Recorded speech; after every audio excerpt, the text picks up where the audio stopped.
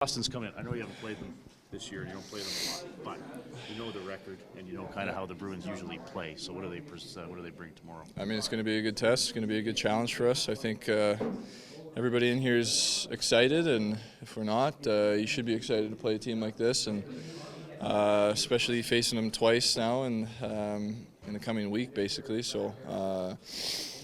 It's going to be a good test, and we're going to have to rise to the challenge and make sure that we play a full 60 and prepare for what we know is going to be a hard game.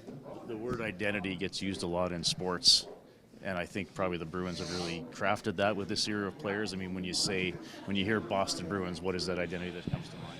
Yeah, I mean, it's a hard-nosed,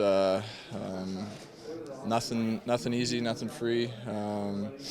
Kind of hard-working team, and that's kind of how they've always been. And then they have skilled players to make you pay if you start making mistakes. So we know that coming in tomorrow, and we're going to have to play to our identity, a fast game, keep it simple through the neutral zone. Can't let these guys, can't turn the puck over, let them come back. Anything easy, anything free. So yeah, like I said, I think we should be excited about the challenge. How do you look at that game last night? You guys, obviously you came back up to 4-0, but it was just a matter of trying to find your legs early and then finding them late type thing? Yeah, I mean, obviously just not sharp enough early. Found the way to come back. Obviously Connor with a couple really nice plays to get us back in the game, and then just kind of late in the game, a couple things, a couple quick breakdowns, and they capitalized, and that's kind of the end. But obviously we're not happy with the way that we played the 60 minutes to battle back and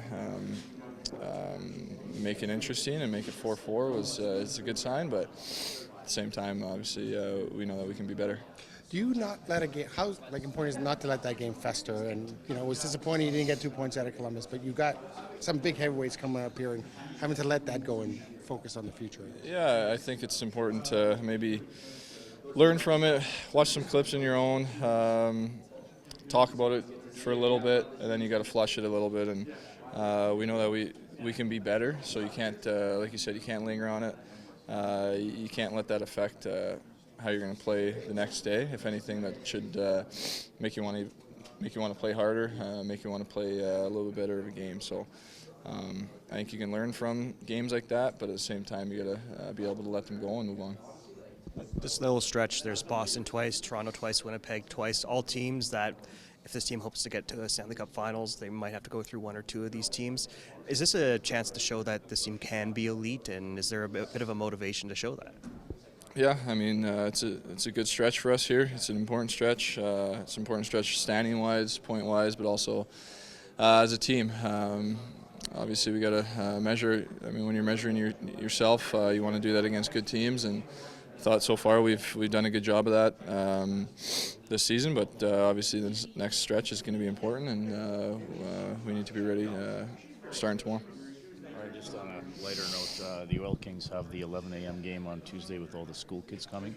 Did you play any of those at the Dub, and what's the vibe like if you did? Yeah, I think I played a couple. Yeah, it's pretty fun. I mean, it's louder. It's a bit of a different atmosphere for sure, but pretty early games. I played one in the AHL in Oklahoma City too. I think it was like a 10:30 start, so you're at the rink at 8, and it's bright and early. But once you get into them, they're pretty fun. The kids are having a good time, and it's like I said, it's a bit of a different atmosphere, but a lot of fun. So you had to pass at 6 a.m. or did you have to change the pregame meal? No, that was probably just breakfast food. I doubt I was eating pasta and chicken at that time.